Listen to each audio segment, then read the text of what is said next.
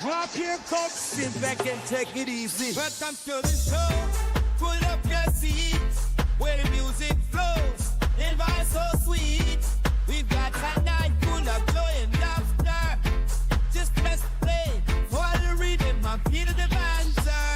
Lights lift low, set the mood just right. Kick up your feet, we're gonna vibe all night.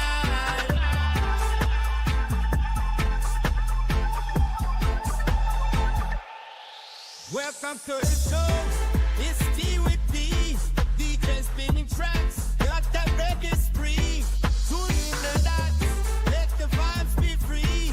Late night session. Sit at double key. Come in on the late show. Sing it on the end. Hope you're feeling bright. Cause we got the vibes so grand. Get cozy on the wine. With tunes that you be man. T with pizza spot. The best in podcast land. Welcome to the show. It's T with D. DJ spinning tracks. Got that reggae spree. Tune in the dots. Let the vibes be free. Late night session. Sit at double key. Come in on the late show. Sing it on the end. Hope you're feeling bright. Cause we got the vibes so grand. Get cozy on the wine. With tunes that you be man. T with pizza spot. The best in podcast land. Welcome back, listeners, to our cozy nook. Where the beats go like pages in a favorite book. Settling, feel the rhythm in every hook. Tonight's the night, let's dance and cook. You have a great time, make yourself at home. In this rhythmic zone, where the melodies from. See with peace and legs out, where the music keeps you warm. Join the jam, find your peace in the storm. Welcome to the groove, it's tea with me tonight. Feel the reggae flow, let it make the world right. Come and find your comfort, you need to start that's right. With every track we spin, you take you to new heights. It's our place to chill, with rhythm that's in chance. Join us the moment, let's give you all the chance. Turn up the sweet serenades, let the music down. Open up in my brain time, I swear all in that chair.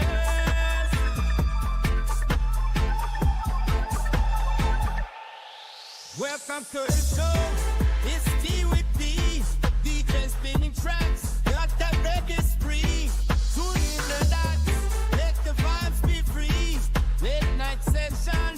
Sit at double key. Come in on the late show. Sing it on the end.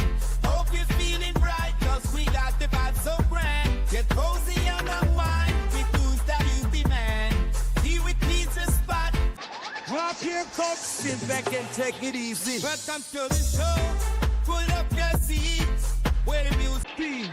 Drop your cup, sit back and take it easy. Welcome to the show. Pull up your seats where the music flows. And vibe so sweet.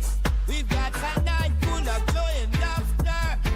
Just press play for the rhythm and feel the banter. Lights lift low, set the mood just right. Kick up your feet, we're gonna vibe all night.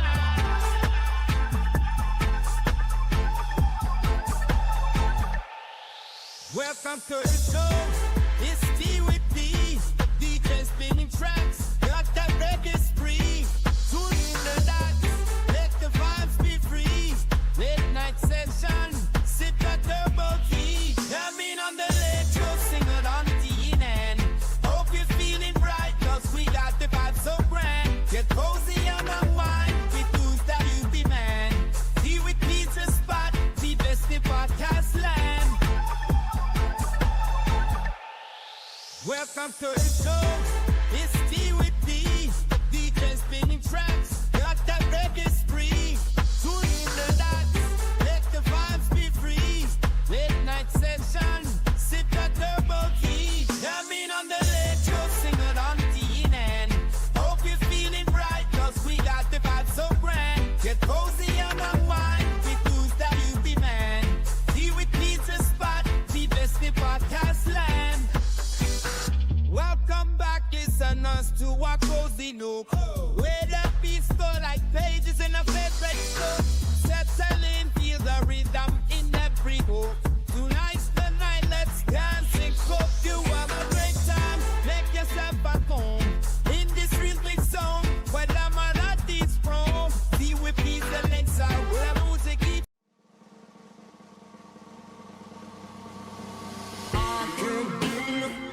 so close, and I'm gonna take you traveling the world. I'm gonna love you, babe. Cross my heart and hope to die.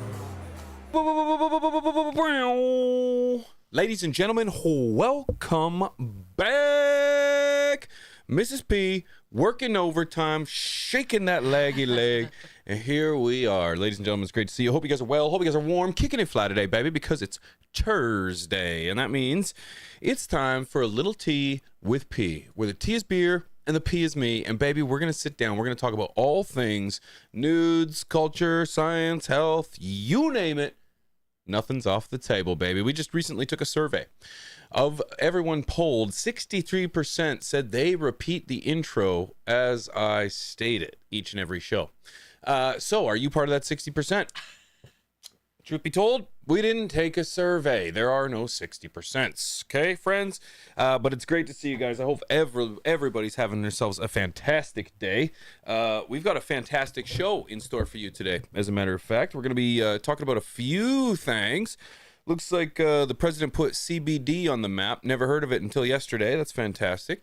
We're going to be talking about some changes going on with, we're going to get into a few things, but we also got Tad Hussey from Kiss Organics going to be joining us at the top of the hour, the next hour, and he's going to be diving into soil sustainability, and he's going to be diving into some recent comments made by Jeremy from Build a Soil in regards to his or Tad's ability to not speak on a subject due to his non-smoking. So we're going to talk about some of that. We're going to talk about a few things, but all of that's coming up after I talk to you beautiful people. I see you. Did you think this was pre-recorded, friends? Of course you didn't. With the amount of technical difficulties, it's got to be live. It's got to be live. CLTV, good to see you, dude. Default is in the house. Default, how you doing, girl? Kurt, good to see you. Drew's here. Garden Quest is in the house. Hello, sir. PD Riot, how you doing, friend? Good to see you. AJ's Garden, welcome. Welcome. Hope you're feeling well. John, good to see you, man. John's in the house. We got John Groves in the house, too. Sean T here. Breed, hello, friend. Hello. GML, Jeremy is the man. Jeremy's done a lot of crazy things for the community. He is a great dude, and I would actually like to invite him onto the show as well, so that he can dive into the conversation as a whole. Idiom, good to see you, my friend. Idiom, good to see you, my man. Also, good to see you, Ryan. Ryan's in the house as well. Ryan, good to see you, friend. Dro, how you doing? East Coast. Grandmaster Levels, good to see you, friend. Good to see you, friend. Love to have you on the show too, dude. JJ, good to see you, man. Matthew is in the house. Matthew Lawson, good to see you, friend. Good to see you, friend. Joel, welcome, friend. Welcome. Nate is here. P coming through. Yeah, coming through loud and clear, baby. We coming through loud and clear. I use 3.0 mix from Build a Soil. Hell yeah, Toxic Boost. Hell yeah. Just a little kind of inside baseball, man. When I first started out in the forums, Build a Soil was actually very well known and very well utilized in like 2014. So he's been in the game for a minute, and people have been using his stuff for a very long time. So yeah. Monica, good to see you. Cheryl, hello. Apple Butter, let's fucking go, dude. Is this AI? This is. You can call me Alan. Alan is my name. Alan Iverson. Just came up with that, dude. Just came up with that. Vark Dog, what's up? What's up? Guys, before we get into too much, you would not believe what I saw today, guys. You would not believe what I saw. I was driving by, just out of the corner of my eye, I see like a little swoosh, like a little swoosh of light. I was like, oh, what is this? I watched a bald American eagle. I watched a balding American just grab a snake right out of the grass. Check this out. Check this out. Absolutely incredible. Wow. In between the trees. It was harvest season. And an eagle swooped right down, and I managed to capture it. I said, Mrs. P, quick, grab the camera. Grab the camera. She grabbed it, and what do you know? We've got ourselves this shot right here. Yeah, and Frankie's with the $10, baby. Let's go. Have a great show, brother. Thank you, man. Frank's got to have you on the show, too, dude. Sean's here, man. Thank you, brother. I appreciate that. $10 supporting the show, man. Crowdfunded and dream-driven. Thanks to you, Frankie's. Appreciate you. But shout out to the Curated Co. He's the one who got the shot of this beautiful eagle swooping down and grabbing that. It looks like a cobra. action shot. Just incredible. Make sure you go and check him out. He's over on X at the Curated Co. So yeah, you're not gonna want to miss that out. Chris Bryant, good to see you, man. I saw that. So cool, wasn't it? The snake is pissed. Not a very happy snake, Nug. Not a very happy snake whatsoever. Yeah, dudes. But question I have for you guys, ladies and gentlemen, what are you smoking on, ladies and gentlemen? What you smoking on, man? What you smoking on? I myself got myself a little bit of no, let's just not. We got ourselves a little age appropriate. That's a better way to put it. Age appropriate documentary. Let me give myself the shot a little out. Blurry? Not blurry. Blurry? Not yeah, blurry. every time that you move, it goes blurry, and I don't know how to fix it. You know, Steven Spielberg wouldn't put up with this. I don't know why I do. Incredible. Cameron, what's his name? James Cameron let us borrow his studio, but yeah, he's running budget equipment here. Also, I got this here pile of focus. What are you smoking on? That's what I want to know. But I also want to know, friends, when you're grinding up your herb, it's so fresh. When you're grinding up your herb, friends, do you like a fine grind or a coarse grind? What do you guys think? Because for me, I prefer a nice fine grind. Don't put the autofocus on, because then it'll put the little things on the window or on the screen. Other way. Oh, look at me. A little bit more. Oh, look at that. Isn't he pretty, guys? But then as soon as you move, it goes out of focus. That's correct. That's correct. That's the nature of manual focus, ladies and gentlemen. Welcome back. No. Oh, pigeons in the python, baby. Good to see you guys, man. Oh, man. Oh, you're building a city. Nice. Coarse, fine, medium to fine grind for CT. Coarse for anti-20. Okay, good. Any 20. Coarse for joint rolling. Depends on what I'm toking. Chunky for blunts, finer for J's and bowls. Yes, I do enjoy a nice fine grind for the bowls myself, because there's something about as soon as I put that lighter to the bowl, the way it sizzles, the way it just like the flame just consumes the entire bowl just with one passing of the heat. That's what I like, just that, and then you just see that ember, there's that red just consume the bowl. That's me. That's what I like. So yeah, I got that fine grind going on for here. I don't smoke joints, so it's not really Where are all your grinders? I don't know. I don't use a grinder anymore. I got soft hands now. You have more than one grinder. Damn, damn, you have more than one grinder? Yeah, but I'm thankful people send me grinders too, though, with their logos on them. So then when I don't use them anymore, I just put them to the side or whatever. I give them to friends, and yeah. Cameron Purple Haze was in the Cars CD player basically my whole senior year. Yee, Cameron's Purple Haze. That's right. Good.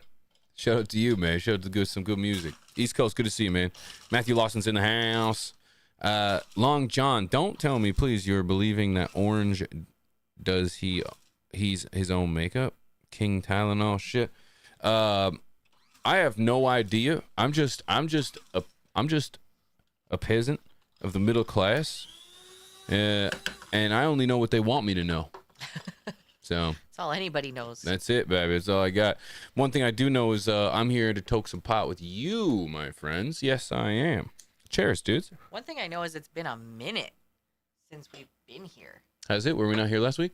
No, we had date night last week. Oh, we can tell everybody where we went. So many things have happened since the last show. This is very true. I forgot. I forgot. I thought we were here last week. No. They don't even know how crazy busy our lives have gotten over the last week. No, they have no idea. That's insane, guys. Our lives changed forever. Forever. We are never going to be home. Never again. Until like spring. Never again. yeah, I don't know how to say this. I started dating men.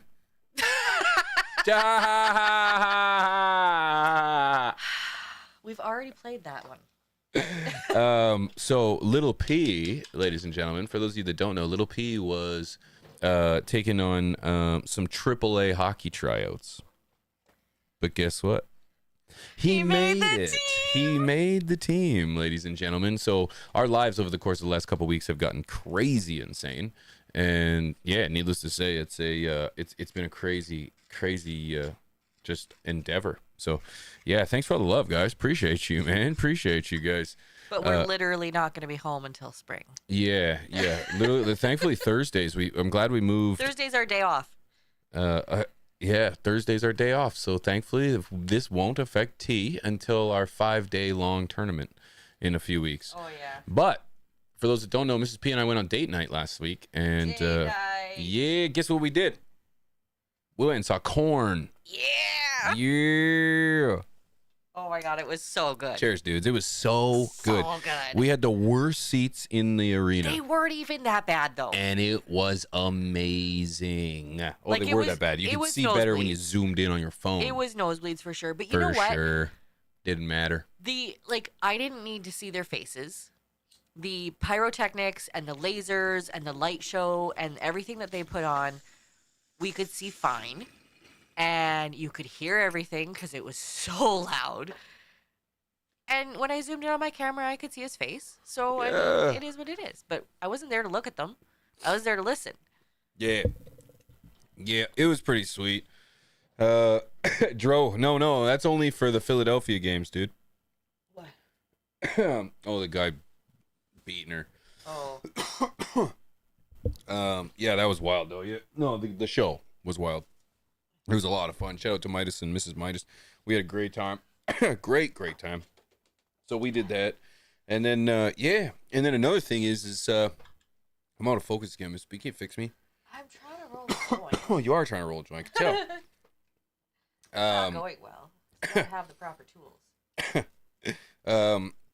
Also, I took on the social media management position for my son's team. Okay, here, I gotta adjust this camera. I'll fix it. No. Oh.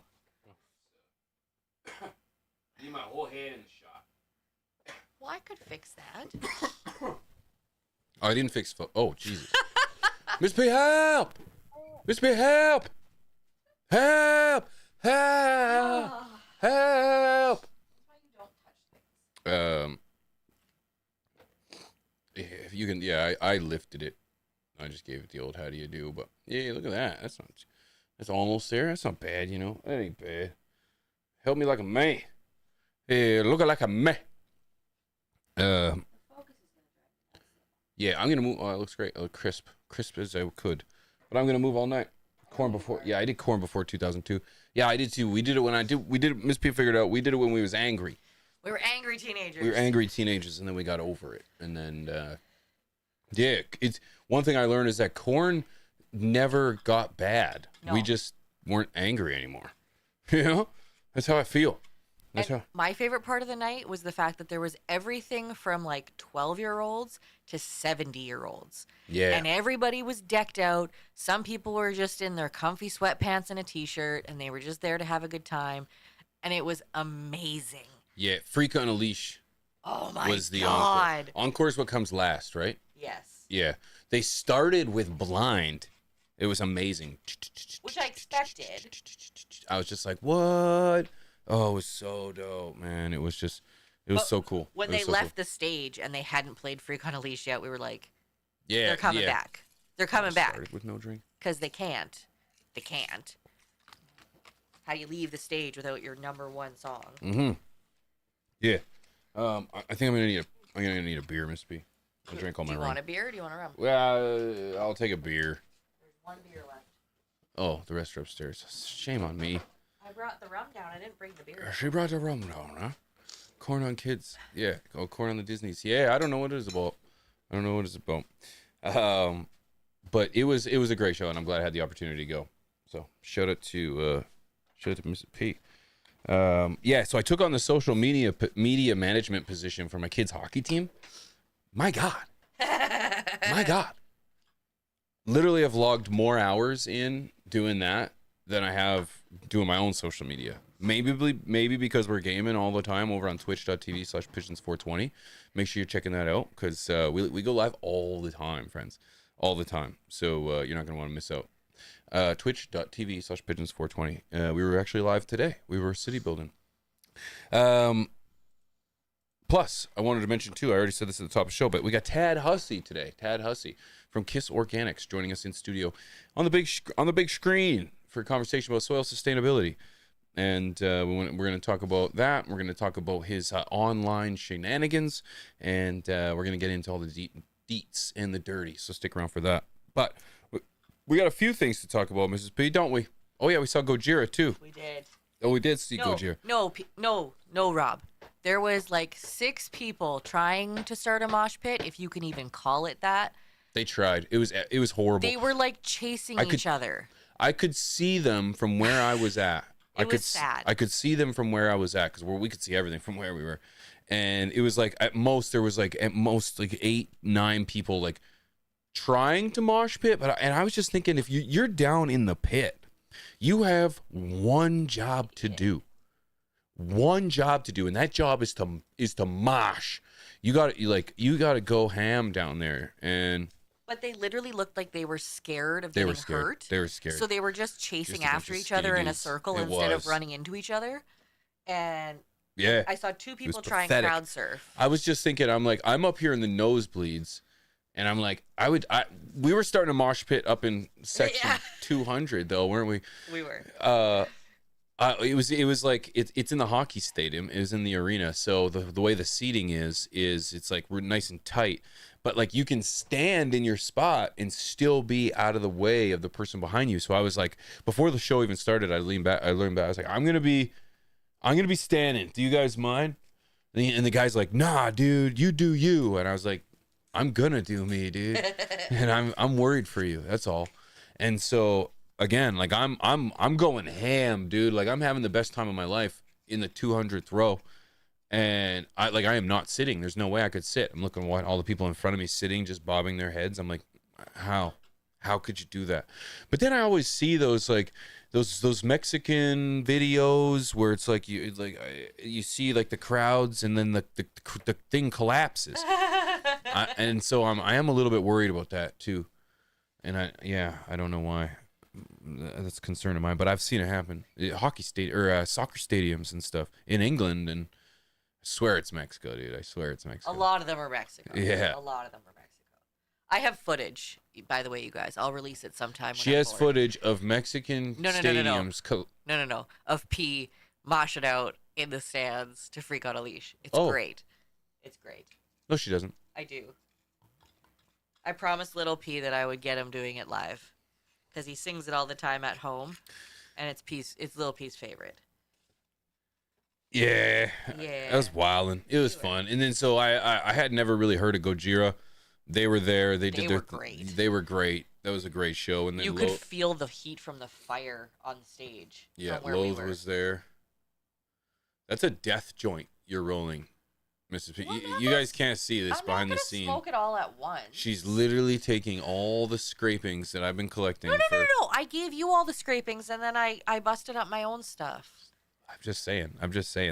All those collections there of all the weeks of weed I've been smoking. You're just packing it all into a joint.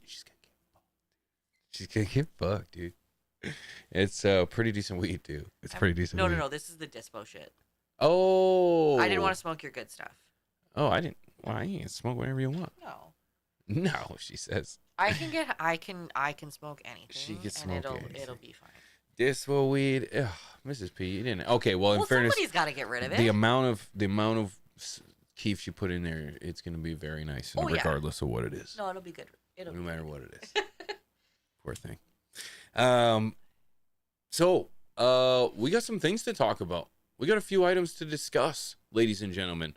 It sounds like CBD's been put on the map by the president by a video that he posted. I want to talk about a few things tonight. We're going to be bouncing all over the place. So without further ado, ladies and gentlemen, we got some nudes, okay? Let's do it.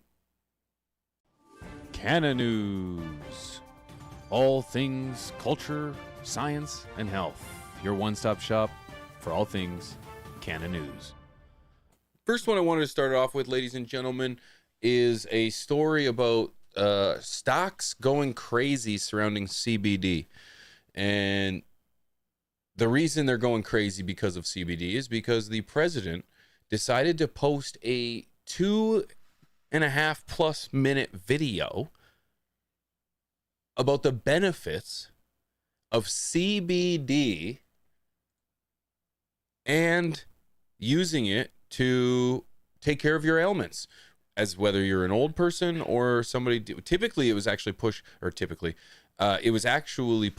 more towards elderly people, but I was gonna break this video up and kind of present it to you, but I thought, you know what, I want to give this to you in full context. Okay, so the video that sounds like this, well, Mrs. P. It doesn't help that I'm just getting over a cold, so I'm like... It's hot. Yeah, you're just getting over a little sickness. Check out this video, ladies and gentlemen. Check this. You make that full screen. Oh, yeah. There we go. This is from the president's Truth Social account. You can revolutionize senior health care. There we go. We've all heard about the major systems in our bodies. Crank it The some more. digestive, respiratory, nervous, You gotta and crank it. cardiovascular systems.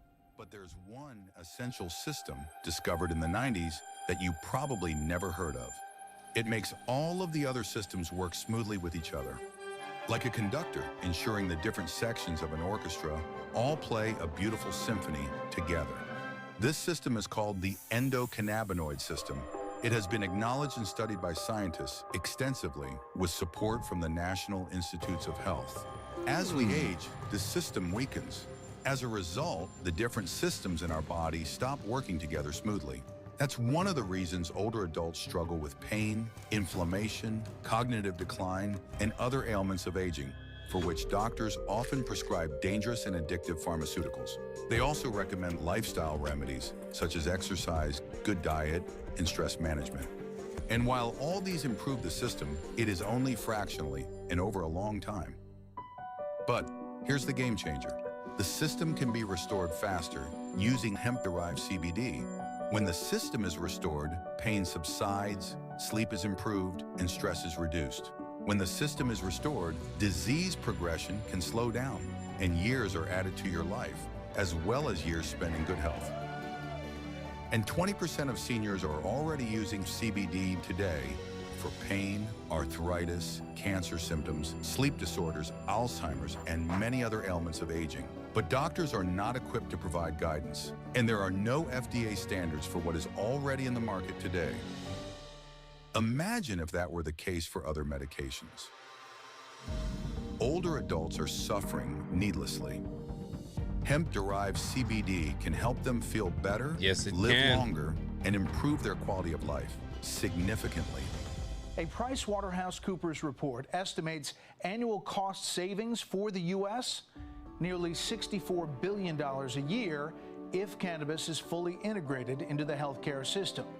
The groundbreaking 2018 Farm Bill, championed by President Trump, was the first step.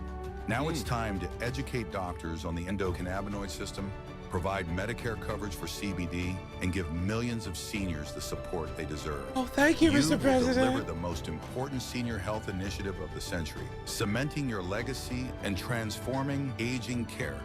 Millions everywhere will thank you. Oh my gosh, does that not pull at your heartstrings or what? My goodness, doesn't that just make you feel wonderful inside? Little. Don't you just want to be a part of something in there? Guess what? My first question was, who paid for that?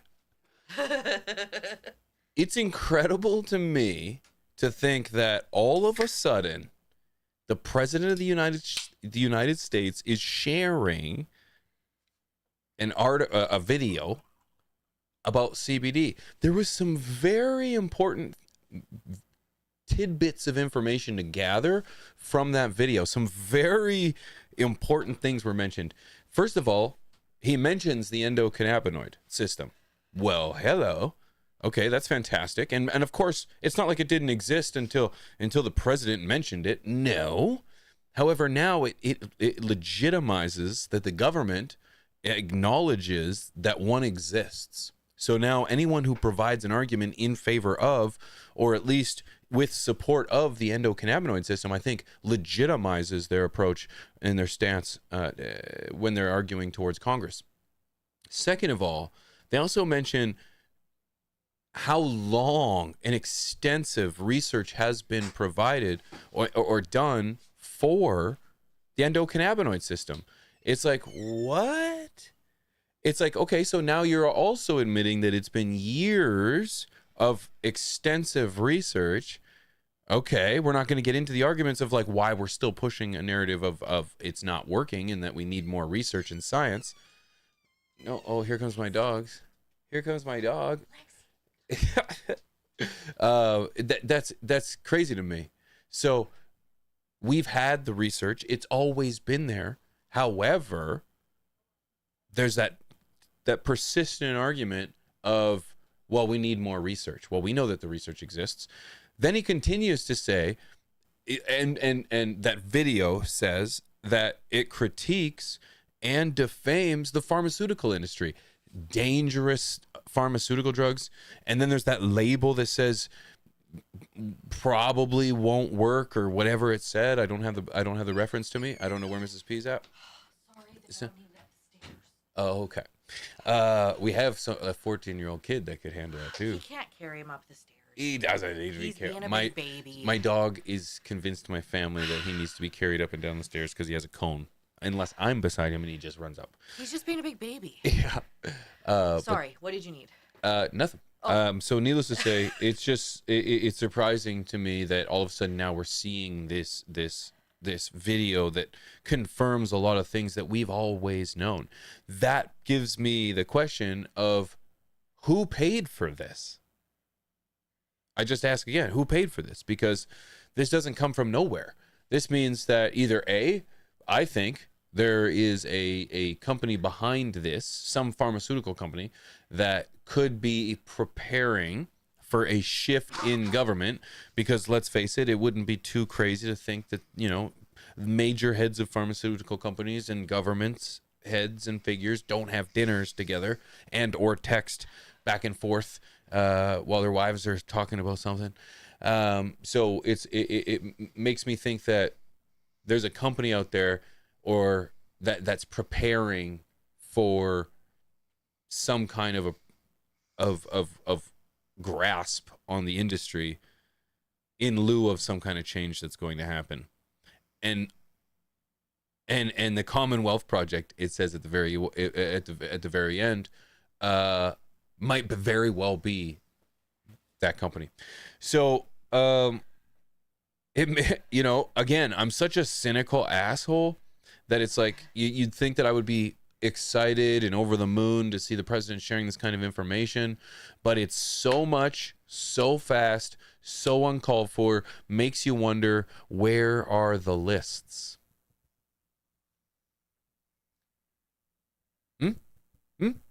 Epstein didn't kill himself. So, needless to say, that's my opinion. I'm curious what you think, because to me, it just doesn't add up. It just doesn't simply add up in regards to where we are, where we're headed, and that video. So let's see what the future holds, ladies and gentlemen. But my opinion is, what do you guys think? What do you guys think? Your opinion is, what do they think? My opinion is, what do you think? What do you think? Yeah. Oh, that was a good rip, though. I'm smoking my own. I do my own stunts. Yeah. So, needless to say, you just see the truth, man. I appreciate you, Sly. It's just, it's easy to have the wool pulled over our eyes, and it's just, I want to keep asking questions. And the reason I'm going to keep asking questions is because cannabis is not legal yet. So I refuse to believe that, again, these little micro steps are serious change in a system that needs revolution. I want revolution. I said, hey, we ain't finna take it. We ain't finna take it anymore. But curious what you guys think. And what are you smoking on? Reg, good to see you, man. The hardest guy to at in the chat. It's great to see you, my friend. Good to see you. Motivated by Terps is here too. Robert is here. Good to see you. Jesse Brown is here. Smitty is here. Good to see everybody, man. Look at all the green too, dude. Thank you for all the love. For some reason, I was never reminded to change the color of my members. I was just gonna say you didn't change it to purple. I was never reminded. The phone let me down. Hey Siri. Hey Siri. I thought you were gonna tell me that was my job. Remind me to change the colors of names on YouTube members. Change the colors of names on YouTube members. Yeah, thank you. Do you have to tell her when to tell you that? No, it should just be a reminder. It should just remind. It should just be an action. Just like, hey, it's been a while. Like I guess it doesn't say when you should be reminded. Like maybe next year, I guess. That's what I mean. Like, do you want her to remind you tomorrow? Do you want her to remind you next week? I'm pretty sure I asked her this a month ago. It was definitely a few weeks ago. So I'm thinking, like, is a reminder worth it if it's over 90 days? No. Is it? Yeah. Remind me once a year that I have to, I get a colonoscopy when I'm 40. Maybe. I don't know. Yeah, we'll figure it out. I'll add it to my list of things to remind you of. Good. Thank you.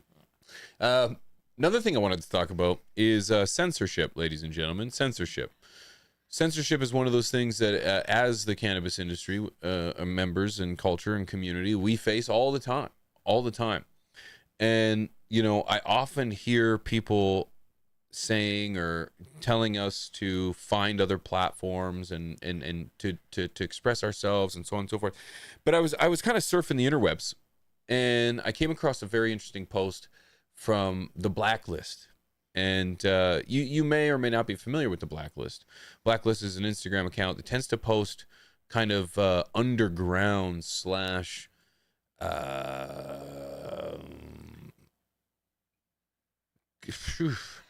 I don't know. It's really underground content, kind of that stuff that you're not seeing mainstream media cover.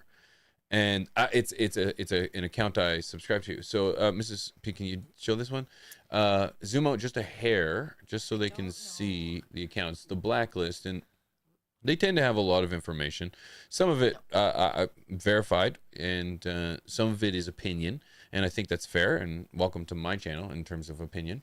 And they posted this thread in regards to what to do and how to kind of hold presence on the internet in the cannabis space. And it says multiple pages, one big scam. Stop feeding the fakes. It's not haters that are taking down your pages. And so it says losing your IG page can't be fixed by creating a clone page. Of course, I thought this was interesting, and I decided to dive deeper. And as I did, it says this. It says the fix. And my boy, Mr. CLTV, would tell you this. But build your own website, man. Build your own website. This is your home base. You want to have a spot where you can come back to always. And I think that's important. Collect emails. Okay, collect emails of people from your community, particularly if you're a brand page, if you're trying to build a community, if you're a content creator. I'm sorry, I'm looking at the camera over here, but I'm at the camera over here. Particularly if you're a content creator, if you are looking to connect people, the best way to do so is to have a hard copy of email addresses and text messages and so on and so forth. Because should something happen to you, you have a way to notify your people of where you are and what you're doing. Use social media to drive traffic to the house, to the website, not the other way around. Not the other way around. Now, of course, it's very difficult to gain popularity or notoriety by just having your website. So the key is to use social media. Use it as a way to broadcast yourself to a wider audience and then give them a call to action, where to go from there.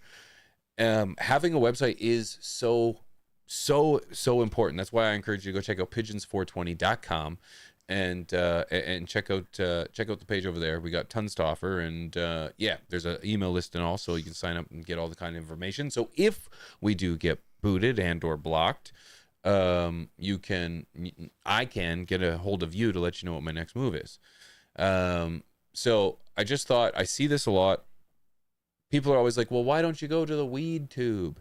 What the fuck is the weed tube? Stop that. Why don't you go to, it's like you can go to every platform, but it's very difficult to gain attention and gain traction on platforms that don't have many views to begin with. So using something like Google, using Meta, using Twitter or X to build a following is very important. But just try to remember that, building a website is very important. Having that traffic, having that location to start a brand, start a community, I think is very important. So, you went and done fucked something up on the homepage. Looks wonky. It wasn't mine. Oh, okay. I can't imagine I really did a whole lot of anything. But who knows? Our page? Mm-hmm. But I don't have access. The only time I touched it is when you were here, Rob, and you helped me with it. But we'll fix it. Chad, good to see you, my friend. Welcome in, dude. Good to see you, my friend. Taz is here too. Sly, it's great to see you, friend. It does happen. Yeah, it does happen in regards to getting deleted and getting suppressed. But, I want to remind you that taking the effort to continue to build a community and broadcast your mission, your words, is very important. And I think that's, the more we do that, the more we make it, undeniable that cannabis is a serious and viable option to utilize. Okay. Roger Allen, it's good to see you, friend. I see you over there, partner. You got my business to 81 5-stars on Google. Yeah. Thank you, 2A. I appreciate you, brother. Scotty Will, good to see you, friend. There was also another short study I wanted to cite, too. Another short story I wanted to cite. Yes. Have a good evening. Until next time, Robert. Take care, brother. Yes, and it was in regards to a study. A new clinical trial shows cannabis-based oil improves chronic low back pain. That was really all I wanted to dive into. Didn't want to do too much more into that, but I just thought this is very exciting. More nudes in regards to getting treatment from our beautiful plant for the myriad of ailments that exist out there, and gives you far more reason out there to avoid any kind of pharmaceuticals and stay closer to cannabis. Another story I had out there was which one, Ms. B? There's another one there. This one. Oh, yeah. This one is exciting. I got a lot of Florida audience members, and I wanted to cover this. Florida court ruling. Police can't search cars based only on the pot smell. Welcome to the game, Florida. Welcome to the game. For those in Florida that are out there, oh man, I'm thankful to see that things are making positive traction. This is good. And people give me a hard time that I often don't give a lot of credit. Small steps are happening all the time, so it's like, this is why I don't get excited about small steps. And when I see big government making small steps, it's like, no, we have the ability for big change. Let's face it. Stop ignoring that. We have the ability for big change. And the more we get complacent about, yay, the little guy, yay, the little thing, or not yay, the little guy. It is yay, the little guy. Yay, the little movements, the little steps. It's like, no, this isn't helping the little guy. This isn't what we really need to be championing. We want change. We want revolution. It has to be that way, and it can't be anything less. This is not a rescheduling. This is a descheduling.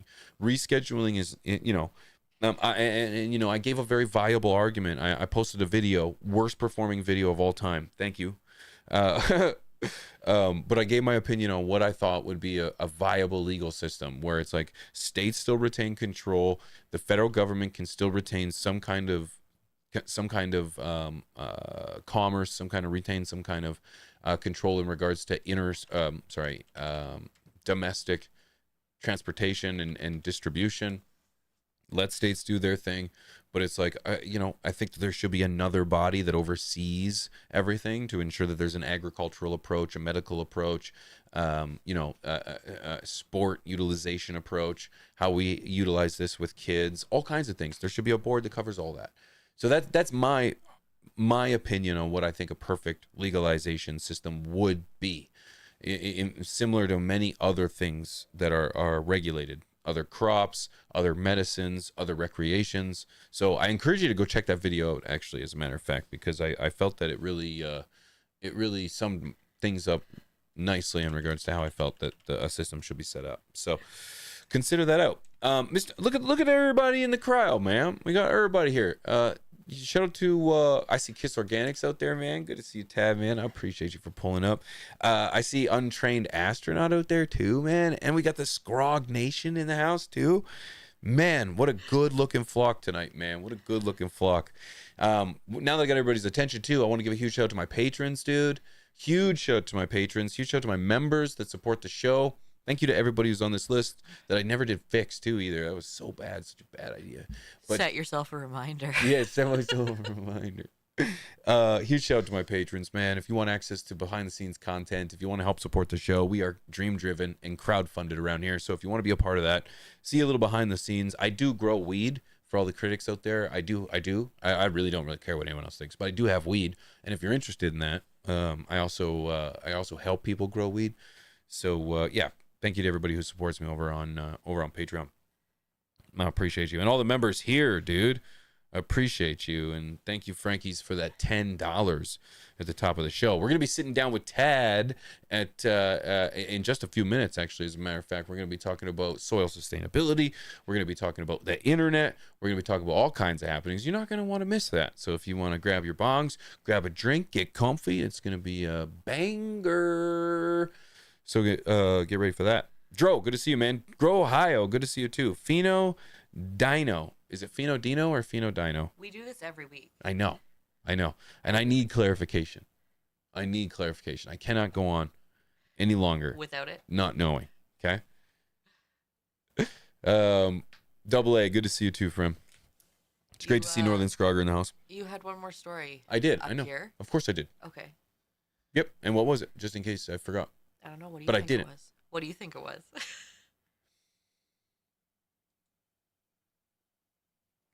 Oh, yeah. This was just a little quickie. Michigan lawmakers passed marijuana tax increase that's projected to bring in $420 million in new revenue every year. Is that a coincidental number? Yeah, the only reason I really wanted to cover this was because they're playing on our numbers. And right. I was like, you buggers. And just another way that they can take our money, that man. That feels like a petty jab. Petty jab, eh? Like a petty jab. Eh?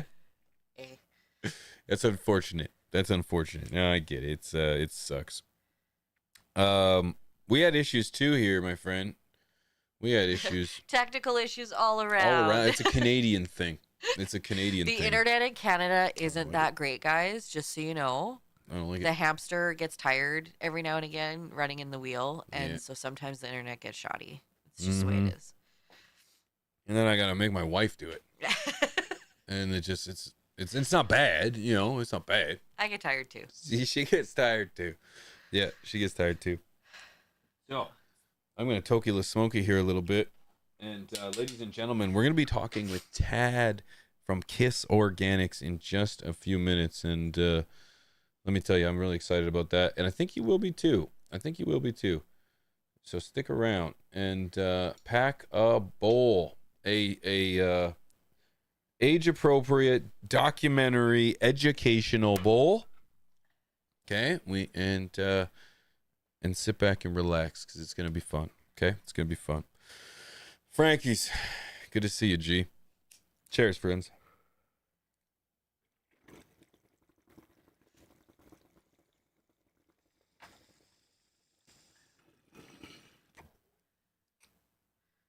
Rob, tell me how you really feel about the Michigan state government. Yeah, almost like you're from there, eh?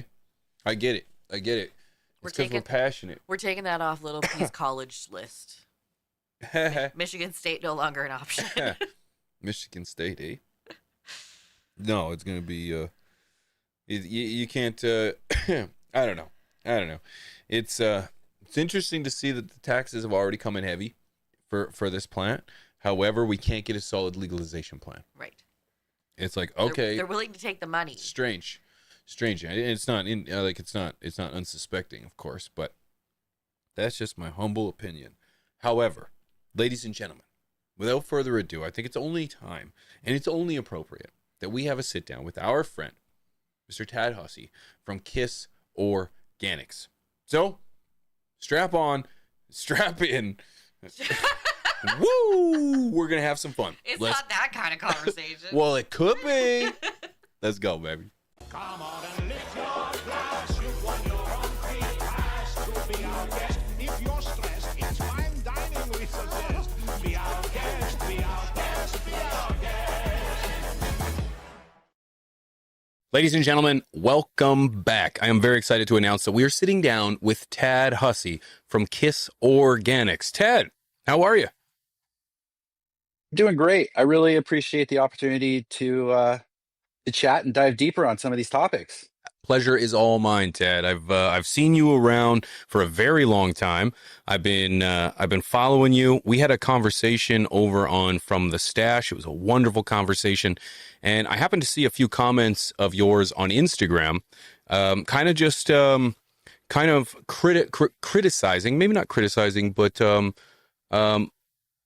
highlighting points of conversation that Jeremy from Build a Soil mentioned in regards to soil sustainability and ethical versus scientific or science inputs and outputs. And I just thought, you know what?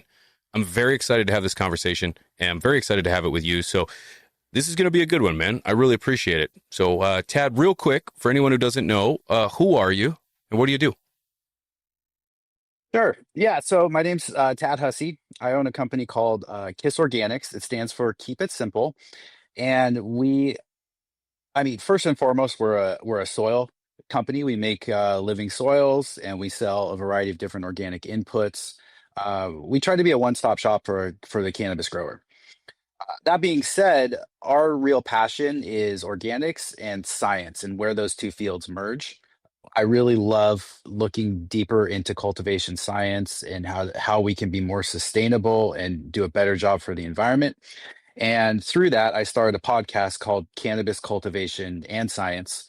We now have a conference that we did this year on it, but really trying to get like some of the top leaders in the industry and top researchers to really share all the wisdom and knowledge that they have, because there's a lot of great information out there and new science coming out every day from some top universities.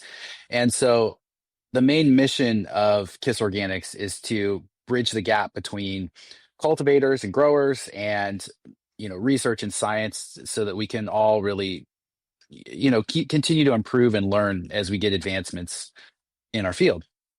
I can definitely appreciate that because, if anything, there's a lot of misinformation and maybe just a lot of blindness when it comes to the science surrounding our plant, its life, its growth, and I love to see that we're seeing some development when it comes to research, when it comes to evidence, to just kind of show the intricacies of our plant, because they're vast, and I'd still say that it's kind of like the ocean compared to the space. I feel like we still have a wide variety of topics to explore and to get to know, because we're so novice in this. How does one get to where you are? Where did you find your interest in cannabis? Yeah, so I didn't start off in the cannabis industry. I grew up with my parents owning a nursery and landscaping business. So I've been around plants my whole life. I actually went off to college, got a degree, a master's degree in Australia, went a totally different route, and then came home. And my father had started a compost tea business. He was one of the first soil food web advisors, one of the first people to create a compost tea brewer. And so I started learning more about soil biology and That's sort of where it all kind of started. Eventually, I took over the business and formulated some soil mixes. And I found out about all this because, like I said, I wasn't a big cannabis user. And then I found people were sharing information about compost tea in a forum. At the time, it was IC Meg, the organic soil section. And I saw a lot of misinformation out there. And so I joined the forum at the beginning just to help dispel some of the misinformation based on the knowledge that I had. But I also learned a ton. And then I started experimenting with growing cannabis, obviously trying cannabis. And it kind of evolved. It evolved from there. And so now we've grown up a pretty good reputation in the industry as being, science-based organic providers for people that are looking for those types of products. That's fantastic. A big name, to be modest. You guys have done quite a bit, and you guys have been around for a minute too. Huge shout out to your dad, man. Working the first compost tea and understanding the soil web. That is fascinating, dude. Shout out to your dad. What's your dad's name? My dad's name is Leon. He's a great guy. I'm very fortunate to have wonderful parents. And yeah, he's always been really passionate about organics and sustainability. He's the one that got me into biochar as well. So yeah, very grateful for the childhood that I had in that regard.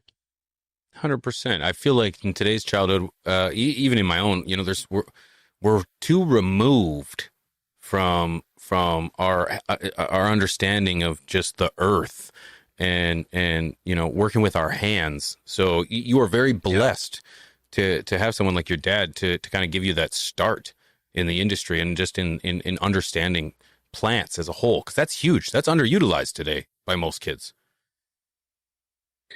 Yeah, I think we are, like you said, we are removed from it. And I think that's why this topic was so important to me around the idea of sustainability, because it is nuanced and it's not a black and white conversation, which is why I brought it up in the first place with Jeremy. But we've gone back and forth in the past on things. This one was a little more pointed, I think, because I got if I'm being blunt, I was a little ticked off by his comments around my own personal usage, as if that I don't feel that should apply to the conversation. I know a lot of cannabis growers or a lot of cannabis smokers do, and I think that's another interesting conversation to have. But yeah, I guess I've heard him pushing this particular sustainability message for a number of years, and um, I don't know. Frankly, I think he's built an amazing platform. He's got a lot of great followers. It's based around education. So I saw the opportunity to have a conversation to further that educational goal. And so I really hoped we could have had a discussion so I could share some of that information with him. Yeah, you know what? I covered this story. I don't know if you've seen my coverage of this story or not. I thought both points were fair. I thought each of you are saying something that, in my opinion, is not incorrect. It's just a differing opinion on the same subject. But where I also took issue was kind of that dig, kind of like that below the belt, when he was just telling you, like, you can't really have an opinion because you don't smoke enough weed. And I just thought that's kind of not fair. That's not really fair, because we can give hundreds of examples of people who don't have expertise or say don't participate in a field, but yet can have an opinion on a field. My comparison to that was like, doctors, for example. Doctors don't have the symptoms in which they're treating, but they can still research, discuss, and be educated on those particular topics. Now, when it comes to the experience, if somebody with a particular ailment says, this is how I feel, well, then sure, maybe that doctor doesn't fully understand how it feels, but I think the science is still valid. I think your argument is still valid when it comes to sustainability. So yeah, I also didn't. Yeah, I thought it was a cheap shot. I also think someone who doesn't participate in jujitsu can also have an opinion on jujitsu and can sit and have a conversation with the best of the best about their field, but have never stepped in a mat before. Maybe there wouldn't be the same amount of respect, but I still think you can sit and have the conversation. So, not fair. I didn't think it was fair. Yeah, I mean, I've worked hard to be a part of this industry, to contribute to this industry, and it's important to me. And so that one did kind of get under my skin a little bit. Uh, for people who really care, I will say I do smoke, but my endocannabinoid system is just a little bit different. It's not the same as my dad's or my brother's. And frankly, I just don't have the same experience. So I don't consume frequently. I also have really bad sinuses and allergies, so I can't always appreciate, the terpenes and things like that when I walk into a room. It's unfortunate, but that's why I don't get on here and try and talk about what effects people should be experiencing or how they should smoke it or how they should consume weed. I purely want to talk about cultivation and soil science and those topics. And frankly, I have an employee that consumes more than Jeremy could ever consume in 2 lifetimes. So I have people I can go to if I want to know what the effects or the smells or those sorts of things are like. Um, he's a good friend of mine too, and I think it's great that for people that do. I don't think it should matter though in terms of a conversation around soil science or sustainability. Right. Right. No, I totally agree with you. It doesn't matter how much you smoke. That's like grade school comments. You know what I mean? Like it doesn't matter. So, I personally, I am as dense as a fence post when it comes to the conversation around organics. I honestly, way over my head. I've been synthetic since the very beginning. It's all I know, but I have a very heavy opinion on organics. I think it's fantastic. I think organics is a lifestyle. It's a choice. It's something that you can kind of make a part of you, and it's something that can give back, reduce, reuse, and recycle. And I think organics is a fantastic method of growth. Never done it. Never done it. Never one time. I actually have zero intention of it. So it's like, again, but I still feel like my opinions and my inputs are still important when it comes to the conversation around organic growth. For anyone who's not listening, what was your take on soil sustainability, and what was your argument that you were putting towards Jeremy on that Instagram post? Yeah, just to summarize the conversation. So this goes back actually a couple years. Jeremy wrote a paper on his blog that he published on social media as well that talked about fake organics, things that he said weren't truly organic. And then he brought up the fact that some products that we have in our arsenal as organic growers, such as bone meal, blood meal, feather meal, specifically, are not clean. He said they're dirty products. They don't belong in organics, and Build a Soil doesn't use them. Therefore, that's one of the reasons that separates them and makes them, cleaner and better than other companies in the space.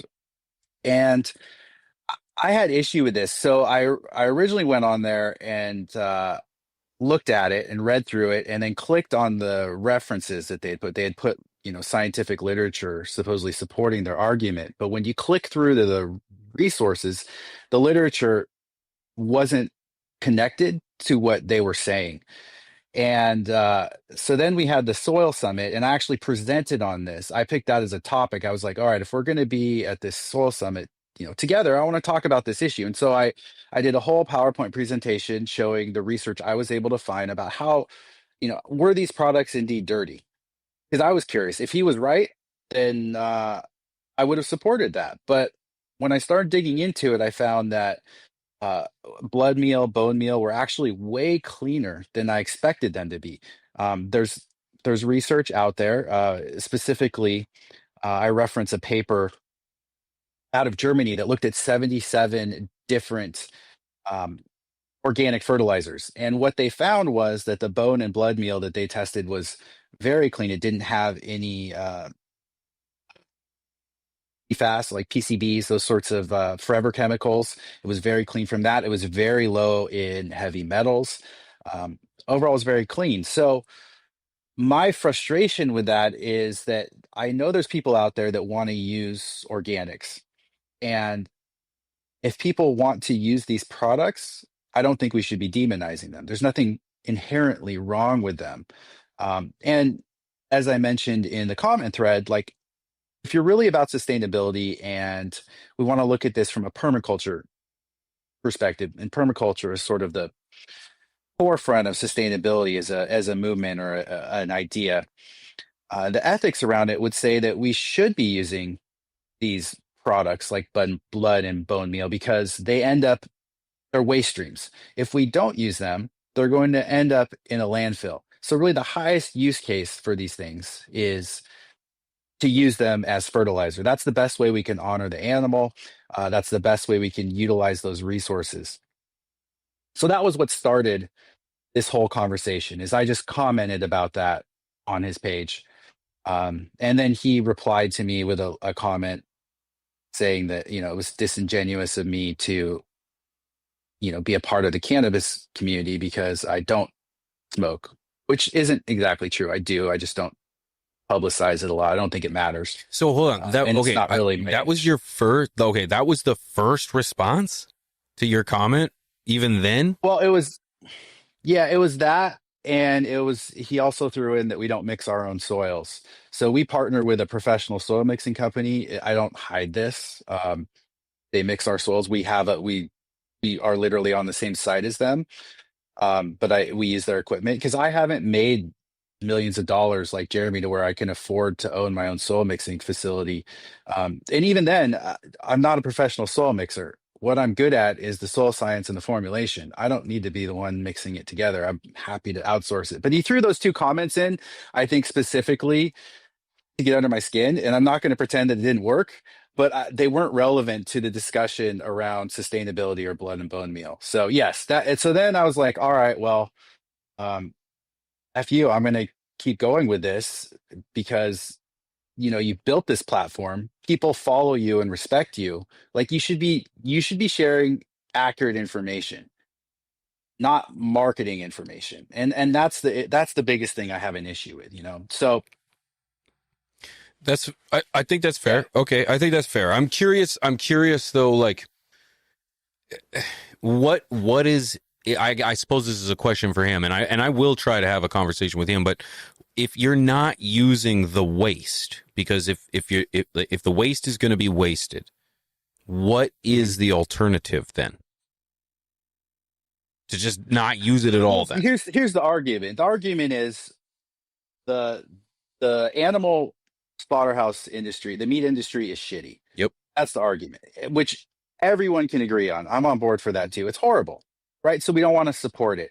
So dirty to him means that you don't use any of those products in your grow. But there's multiple issues I have with this. One, he's not vegan. Like if you were vegan and said I don't want to use any animal byproducts, like I have full respect for that. That's a lifestyle choice. In this case though, I feel like it's more of a marketing push than any sort of like ethical thing, because here's the thing with all of these inputs. So you say you don't like animal byproducts. Well, what are you using then instead? Fish, ocean-based products, fish meal, fish bone meal. We are destroying the oceans with our fishing industry. Bycatch, which is where the nets catch all these other unintended marine creatures and organisms, is horrible. We're polluting the ocean through this, and the massive amount of fossil fuels required to power these ships in our ocean and the pollution that they create is really bad. In addition, ocean-based products are actually a lot dirtier in many cases. Like bone meal, much cleaner and lower in heavy metals than fish bone meal. So to me, that's not a better alternative. So then what do we turn to next? Do we use mined products? Like, then we can talk about things like gypsum or soft rock phosphate. Well, mining the earth is not sustainable or great either. There's a lot of issues with that. And those products are a lot less clean than even what we're getting out of the ocean. So, and there's exceptions to this. I'm making broad generalizations. But anything that we're using at a commercial scale or that we're buying in the store has sustainability issues. And so Jeremy says, I'm going to use plant-based inputs, seed meals, things like, I don't know, alfalfa meal, soy meal. Well, what do you think those are grown with? They're grown with animal manures. They're grown with blood meal, with bone meal, with feather meal. That's what's that's what's fertilizing the crop that you're then harvesting, and then you say is now suddenly no longer dirty and clean and safe to use. Like you're somehow avoiding this industry, and that's what I take issue with. Like all of our lives are touched by the meat industry, whether we like it or not. So to act like you're avoiding the meat industry based on your ethics by not using these products is really just greenwashing. It's just yeah, like I said, it's just a marketing message. And so for me, if there's people that can't afford Jeremy's products because they're expensive, if there's people that want to be able to grow healthy, clean plants and use blood meal or bone meal, I want them to make sure that they have the right information to use those. Because I don't use them in my soils, but I don't see any issue with people that want to incorporate those things into their grows or into their farms. It's they're common organic inputs for farmers, whether you're a market gardener growing vegetables, whether you're growing cannabis. Um, and so that was what I took the biggest issue with. Okay, that's fair. That's fair again. I can't I agree with just about everything you said. I can't confirm whether ocean um, animals, mammals, ocean creatures are heavier in metals than others than land mammals. I have no idea. But when it comes to resourcing the planet, there's going to be negative repercussions no matter which way you want to kind of look at it. And then it's a matter of how far down the rabbit hole do you really want to go? Because I play this game with people that, vegetarians and vegans, and it's like, well, can you really know where the stuff you got came from and how it was made, and were the creatures that as you said spread the manure, how were those creatures or animals treated, and were they coming from the industry? I think the meat industry is something that you cannot avoid naturally as human beings. It's going to be there. So to use the waste from the waste of the byproducts or of the meat industry seems like a no-brainer to me. It really does. And when you say as a marketing ploy or a tactic, what do you mean by that? Like just like avoid that and use me? Jeremy is pushing a message that if you buy his products, his blended fertilizers, and follow his methods, you'll end up with a cleaner, healthier, more ethical crop. And unfortunately, that message just doesn't hold water. And that's what I think is inaccurate about all of this. Jeremy's a very good marketer. He's very good at making educational videos that push the products that he's selling. I get why he does it. He makes a ton of money out of this industry, and I don't begrudge him that. I just have issue when that message demonizes things that are perfectly acceptable to use. Like you can tell people that you should use my products because they grow a healthy plant or whatever. That's fine. But at the end of the day, like I really think education should be about education. And then people can make a choice with who they want to vote with their dollar, how they want to grow their plant. But I think it should be based on accurate information, and that's what I struggle with. So like this whole conversation, I think is nuanced. Like there are absolutely examples where I could say that I wouldn't want to use blood and bone meal, and there's absolutely conversations where some fish-based products may be cleaner, but it's not black and white. And I think that's what I struggle with in all of this. I mean, if you look at it, like Jeremy sells biodynamic cow manure soil mixes from Malibu Compost. He sells their compost. Like as someone whose father grew up on a dairy farm, like I know exactly what conditions cows are subjected to there, even if they're treated well and organically. And then once those cows stop producing, like what do people think happened to those cows? So why is that a more ethical or better option for folks than what we're talking about here? Because frankly, it's all pretty shitty if we're being honest about it. I'm not here to defend anything that's happening in those industries. I just want to be honest about our choices and where those byproducts go. That's fair. Again, I agree. I agree, and you know, I think that there is a greater conversation to be had when it comes to ethics versus science, because there's some things that you simply can't avoid. Curious how you personally you know, decide, or how you personally balance ethics versus science when it comes to the inputs you use. Yeah, so for me, I really let science drive that, and I know people struggle with the idea of science these days because there's a lot of misinformation out there that gets blanketed or described as science even though it's not. And so I understand why people are fearful of science or distrusting, but we really try to use data to drive our decisions. So I look at an input and I look at how consistent it is, how clean it is, and how effective it is from a cultivation perspective. I mean, you said you're a synthetic grower. You know, I just got back from this event called PhotoX, where it was like the latest advancements in photobiology and genetics and things like that. It was a really cool scientific conference. Sweet. And at it, I met a grower in Missouri, this guy Brandon, super cool dude. He's purely a synthetic grower. Now, we had some great conversations and we're able to really just dive into some of what he was seeing and really learn from each other. And even though we didn't talk about this topic, I think someone could make a very valid argument that in some cases, synthetic weed mineral salts are more sustainable than organics. And I say that as an organic guy. Like I would never use mineral salts. That's just not how I choose to grow. That doesn't fit with my ethics. But I have to acknowledge that from a sustainability perspective, it may be more sustainable to grow using mineral salts in some cases versus shipping guanos or cocoa from the fossil fuel costs and the carbon tax to get those products here in the quantities that we need to use in organics. Their impact on local economy in terms of how the workers are treated that are harvesting these things can be considered quite cruel or damaging in some cases. um, there's a lot of issues within our industry that don't get talked about. So this idea that like organics and good and synthetics is bad or meat industry bad, plant-based inputs good, it's too simplistic, and life is not black and white.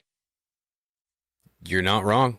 Nope, you're not wrong. And I would love to tell you that those are the reasons that I use synthetic nutrients.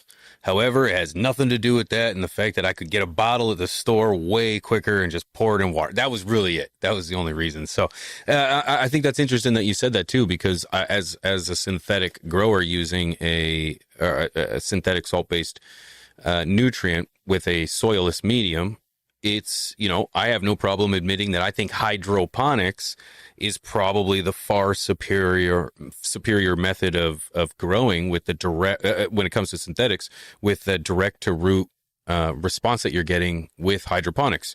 Never grown hydroponics before either, and I love my method and I'd stand by it, but it's like other methods exist. I think that's the point of these conversations, is that we can spread this information and we can dive into the minds and kind of the habits of other growers and kind of see what they have growing on and kind of see why they have things growing on. Do you think the cannabis industry leans too heavy on marketing narratives rather than real science? Oh, absolutely. And it always has been an issue. Um, yeah, and I don't see it changing anytime in the near future until people start looking outside the cannabis industry for their information. Um, we know how to grow a plant. The horticulture industry has been doing it for decades. Um, it's not, the farm agriculture has existed for millennia. Like we know how to grow plants. Sure, and I'm not saying that cannabis is not a special plant. It absolutely is.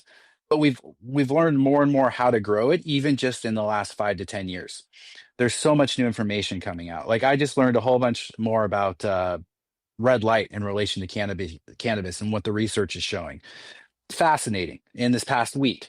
And I think that's what to me is so important is like people get so dogmatic. They get so fixated in the way they're growing and that their way is the best and their way is the right way that we lose these conversations.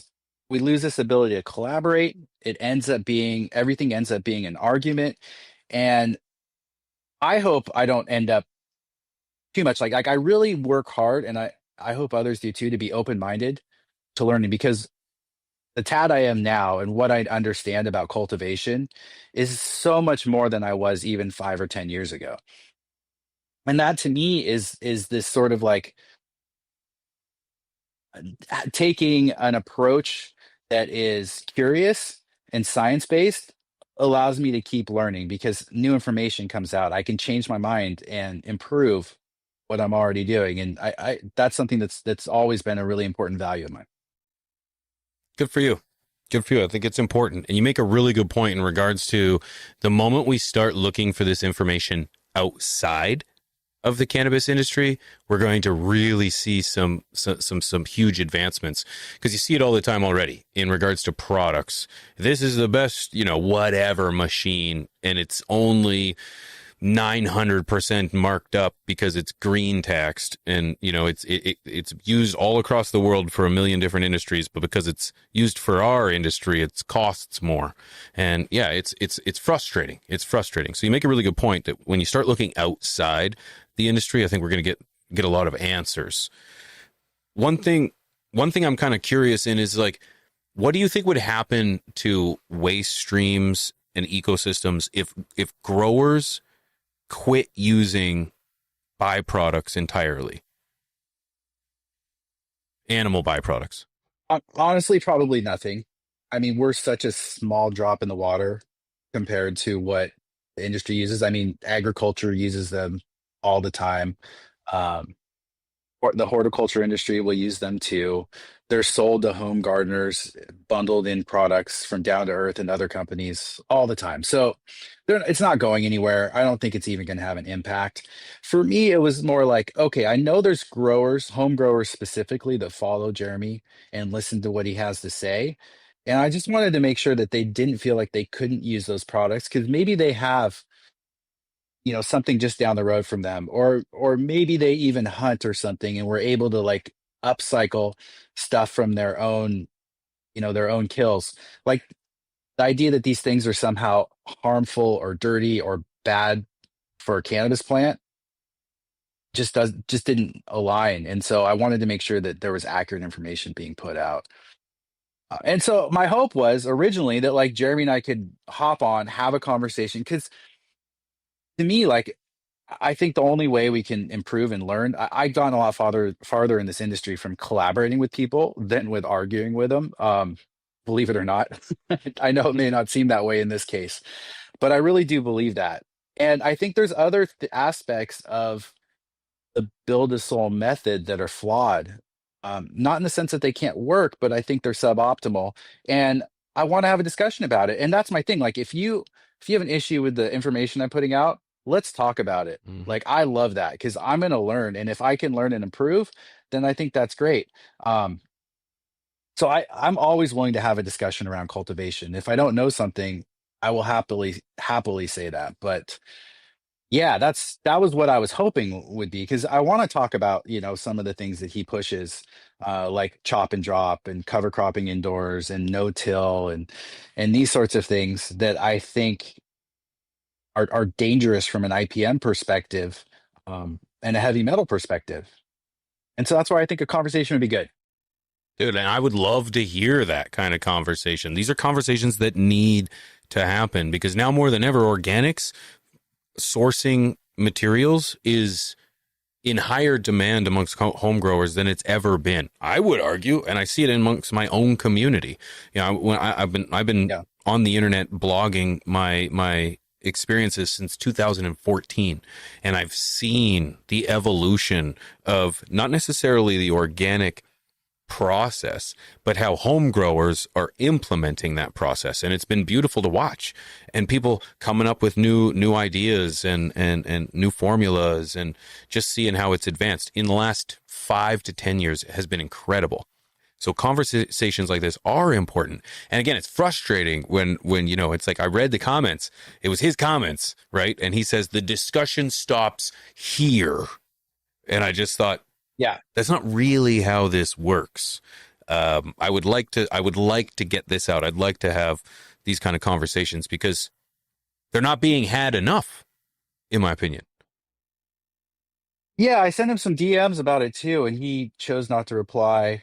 Organics Alive actually jumped in and kind of trashed on me a little bit too, because a week later they announced a North American exclusive distributor relationship. Like, I get it, it's business. Like, I understand why he doesn't want to have the conversation. I'm just disappointed a little bit in it. But Yeah. I don't begrudge him it. I didn't appreciate the personal comments or attacks, but beyond that, like, I think having a discussion is simply that. It's just a discussion. People can listen and maybe learn. Because, like I said, he has a great platform that he's built. He reaches a lot of growers. And the sad thing about all this is people look at organics and they think, okay, it's just this tiny little niche part of the industry. When I went to this event last week, I sat next to the largest indoor facility in the world out of Canada. They're 117 grow rooms. I think they're producing over 500 pounds a day out of that facility, and they're all mineral salts. And there wasn't a single organic grower in the room, or anyone that was into organics but me. And I think that's a problem. And I think the reason that's a problem is because organics has a reputation of being, less clean. So you're going to have trouble passing heavy metals, which I don't believe to be the case. Um, Organics is inconsistent, which I think is a very valid argument. It's very hard to scale on the scale that a lot of these growers are at. And I think that's a really interesting conversation. But there's also this perception that, like, organics is just a bunch of dreadlocked hippies sitting around throwing whatever crap they have in a bucket onto their plants and going voila. And Shout out to Potent that's Ponics. not that guy's another story. He's probably a separate conversation. Right. He just Not came to fan mind of me. immediately. I always I see him know. throwing No, fish in that's buckets. that's an accurate description of sort of what I'm saying in terms of that. But, like, the idea that we can't apply science to organics, I think is a misconception that I want to debunk. And I think we'll get further in the organic space by having these conversations, by educating people. And at the end of the day, like, that's what I really want to promote is organic production and sustainability. And like I said, I think it's a nuanced discussion, but I think it's an important one. And so, yeah, that's sort of my 2 cents on it. That's fair. I like that. The biggest reason I haven't gotten into organics, and this has changed significantly over the last few years, is just the simplicity of salts. It's just that simple. Yeah. You just take it out, syringe it, stick it into a bucket, and you shake it, and you're done. You mix a couple more here and there, but now you're starting to have, blends. You're starting to have easy methods where you top dress maybe once, twice a cycle, well, realistically twice at least. And I think that's very exciting. I think that there's a huge opportunity there. And I think that's happening because more people are having a conversation around organics. What do you think for home growers? How would a home grower evaluate whether their inputs are clean or dirty? Well, I want to back up 1 second Please, because please. I do think that organics, if we're comparing two flowers, one was grown organically in living soil that was aged, and the cultivator was really good at what they were doing. The minerals were balanced, it was properly watered, all of that, and you put that up against, synthetic synthetically grown cannabis. I would argue that living soil weed is going to be a little bit better. It's going to have, you know, slightly better terpene expression, secondary metabolite production because of the microbial activity in the soil.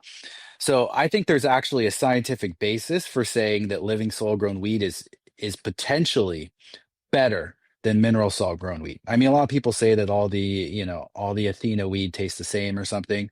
And I know I'm not trashing on Athena. I'm just picking the largest fertilizer company out there on the mineral salt side. Um, so I think there are arguments for why someone might want to grow using living soils. Um, as far as your question though about cleanliness, I think it depends how you define clean. So if you define clean as not being something that came from an industry that was not ethical, like slaughterhouses, fishing industry, even mining to a certain extent, I think that's a really difficult argument to make because anything you source that's commercially produced probably honestly has its hands somewhere in there where there's a negative impact there. I mean, even just the fossil fuel cost to get that product to your store or get that product to your house could be argued as not great. So, Or how about labor of whatever ethnicity or country that they're in? Child labor, no sure. labor laws. Where do you end? Oh, sorry, go ahead. Yeah, no, that's valid. Like a lot initially, and I don't know if this is still the case, but years ago when the cocoa industry was first starting, um, there was a lot of issues with respiratory issues for workers in the local community because of the way they were harvesting the cocoa and moving it around and treating it. It wasn't very safe for the workers, and there was a specific pulmonary disease they were getting from this.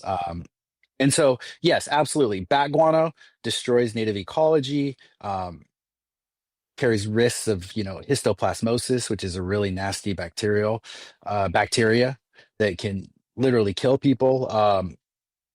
And it's not very sustainable to ship it from overseas versus something like blood or bone meal that may be being produced right here in the United States. So there's sustainability arguments made both ways.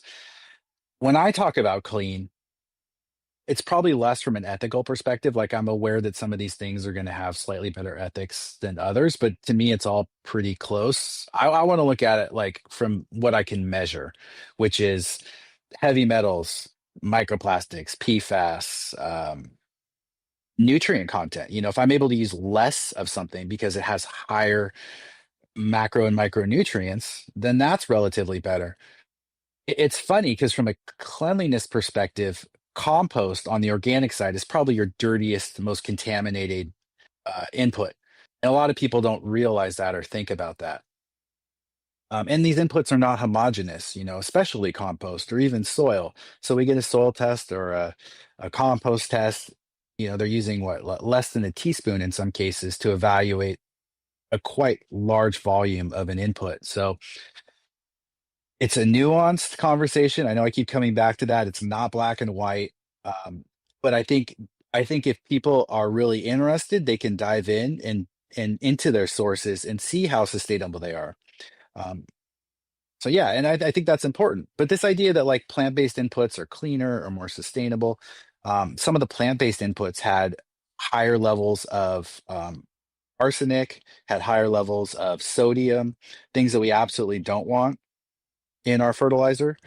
So it just depends. And again, they're all being fertilized with the same products that we're saying here are dirty. So then you and Thanks. we need to come up with like, maybe what about an asteroid snatching device that just takes like out of the universe, and then, dude, we're not affecting anything. In fact, we're probably saving lives. That's a plan, dude. I I like think where your brain's going with this. Honestly, like if we really want to be like sustainable, people should be sourcing things as locally as possible. They should be using methods like Korean natural farming and permaculture to try and grow or source their own nutrients. But we're now a global economy. We it's very, very hard to source all your inputs from your own property, especially when you think about the fact that like when you grow cannabis, you're from that soil, you're pulling out biomass, so that's organic matter, and you're pulling out nutrients. That's the nitrogen, phosphate, calcium, all of those things. And so those things have to be replaced. They have to come from somewhere. So I can grow chickens here on my land and use that manure, let's say, for nitrogen.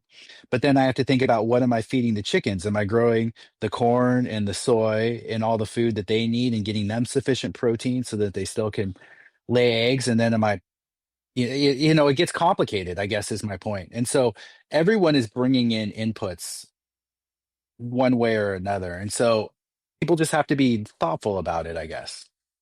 That's yeah. That, I like the idea of sourcing locally. I think one of the most devastating things to our planet is shipping soil from one side of the earth to the other side of the earth, or really most materials that can be sourced locally. That's solid advice, and I think that more people should be doing that. My question though is, like, if you're going to be sourcing materials, do you think, like, what about testing? Is the testing legitimate? Because to me, it's like when it comes to the standardized testing for your PFAS pesticides, is that legitimate? Yeah. Is that enough, or do we need more? It's again, it's nuanced. So testing is great. Testing needs to be strategic because it's so expensive. So the expectation that growers, especially a home grower, test all their products, I don't think is fair. It's just not affordable. So then it's like, okay, well, where do I look for testing? We've published on our website third-party testing for a lot of products that are out there on the market. So you can go on our website. You don't have to even buy the product from us. You can look at the brand and you can look at the heavy metal test and get an idea of what an independent heavy metal test showed. Now, other resources, for at least for heavy metals, is go on like the Washington State Department of Agriculture fertilizer page, and every company is required to register their fertilizer. And I think you might be surprised when you go on there, because I've seen some tests that some companies that we've talked about today show on their social media, for the sake of transparency, as being perfectly clean. But then you go on the WSDA and you see the tests that they reported as their own heavy metals in that product in order to register with Washington State, for example, and it shows 20 ppm of arsenic. So I wouldn't trust everything you see on social media and say that that's good enough, or even trust the manufacturers to provide accurate information. I try and find a third party source, and also reach out to other people who might be doing testing, because frankly, it does get very expensive. And again, the testing is only somewhat accurate. There's going to be some deviation there because these inputs are not 100% homogeneous or pure. Right, right. That'd be a little frustrating. I'm sure you've had countless soils tested throughout the years. Anything surprising come up? Yeah, I'm always surprised. Yeah, I think there's a lot to it. So most of the soil testing that we do is related to fertility, not cleanliness. So we're making a bit of an assumption, unless you're a commercial grower in a regulated state where we have to stay below zero point 0.4 ppm of arsenic, kind of thing. We're not testing for arsenic typically in our soils every cycle with that grower. We get our soils tested regularly just to make sure we know what's going into the system. But most of our testing is on fertility. And one of the things that we see on the organic side is a lot of people, they don't account for their water. So I'd say I'd start there. Once you get their water tested, no matter what way you're growing, I think that's step number one, is you want to account for that. And then two, on the organic side, they don't always account for pH, and they don't account for how much nitrogen to add. Nitrogen's a really tough mineral to manage, and I see a lot of people get in trouble either by being way too high or way too low. And when you're too high, you're higher risk of pests and diseases. You're reducing your yields dramatically, and then when you're too low, you're leaving meat on the bone, or food on the table in terms of yield as well, and you're going to have a stressed, unhealthy plant. So yeah, there's a lot there, but that's kind of what I enjoy about the cultivation side of things, is that every environment is different, every soil is a little different, and we can go in there and try and optimize things. Okay. All right. That is quite fascinating. And I imagine with every kind of batch that you'd find something new, something else you've kind of got to work your way around, and it would be surprising from time to time. It's so far. The reason I ask this is it's so far outside of my wheelhouse of things that I've ever considered when it comes to growing this plant, because I'm like, my kind of like brand, if you will, is like anyone can anyone can grow this plant, and it doesn't need to consume your life. It doesn't need to be something that takes away from your personal interests, something that takes away from your relationships and your friends.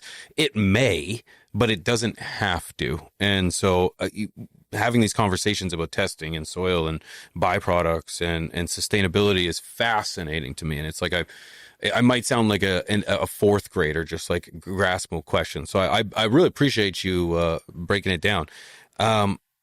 You're a very Well, I think that's Go ahead, something really quick. I just want to say that please. both Build a Soul and Jeremy and I align with is the idea that organics doesn't have to be difficult. We can make it very simple. If you start with a good soil, it really, the fertility side, it really just comes down to just watering your plant correctly. And it really can be that simple. And I would argue that on scale, it can be cheaper and less labor and more sustainable to grow using living soil than it is using mineral salts. And that's a whole nother conversation that I think is really interesting. But yeah, the whole goal with all of this is that people can end up growing their own weed so they don't have to go to the dispensary unless they want to try something new. Like, I agree with you. Everyone should be able to grow their own. Yeah. Yeah. And the biggest thing I want to be very clear too, it's like I am a huge advocate for how easy it can be to grow with synthetics.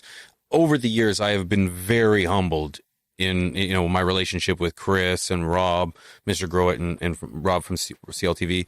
They're both have Yeah. grown organic, and they are steadfast that it is far simpler to grow with organic than it is to with synthetic. And anything can be as complicated as you make it. Right? You can just dive down rabbit hole after rabbit hole, whether it's on the salt-based side or whether it's on the organic side. But yeah, I want to be clear that yeah, I do believe that organics has become much easier, especially with amendments and stuff too. I like diving into those little nuanced nitty-gritty details and the testing and all that, but I have zero expectation of a home grower wanting or needing to do that. Like if people do, like I said, we have the podcast, we have other sources for people that want to do deep dives.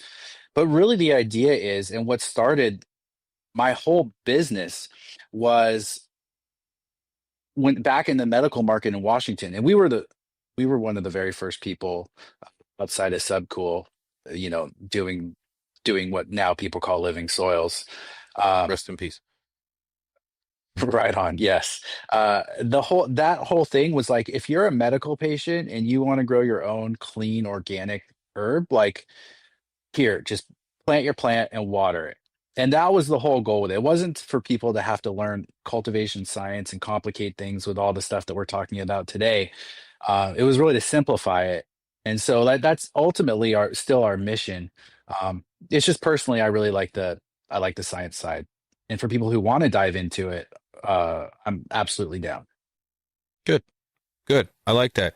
If you could debunk one piece of living soil hype that drives you crazy, what would it be? Well, the first two that came to mind, one is no-till.